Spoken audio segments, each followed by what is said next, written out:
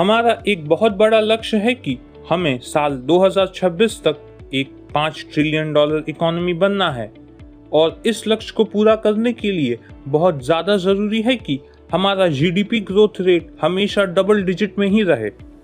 और इसी विषय में एक बहुत ही पॉजिटिव न्यूज़ निकल कर सामने आया है।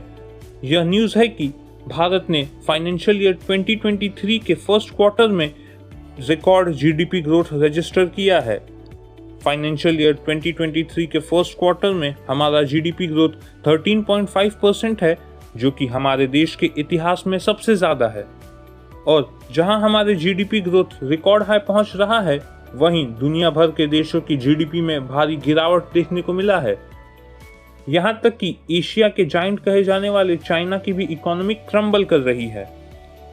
और इस इकोनॉमिक ग्रोथ का सबसे बड़ा कारण यह है कि हमने कोविड के समय एक बहुत बड़ा रिलीफ पैकेज अनाउंस किया था, लेकिन इस रिलीफ पैकेज के अंतर्गत हमने सभी लोगों के बैंक अकाउंट में पैसे नहीं पहुंचाए, बल्कि हमने ज़्यादा फोकस छोटी बड़ी बिजनेसेस पर दिया। हमने अपने माइक्रो और मीडियम एंटरप्राइज को ग्रो करने पर ज़्यादा ध्यान दिया, भारत के मैन्युफैक्चरिंग सेक्टर को डेवलप करने पर ज़्यादा ध्यान दिया। और इसी का यह नतीजा है कि आज जब दुनिया भर की इकोनॉमीज लड़खड़ा रही हैं, वहीं भारत की इकोनॉमी बहुत ही मजबूती से खड़ी है। आज दुनिया की सबसे ज़्यादा तेज़ी से ग्रो करने वाली इकोनॉमी भारत की इकोनॉमी है, और वह देश जिस पर सबसे कम असर हुआ है इन्फ्लेशन का।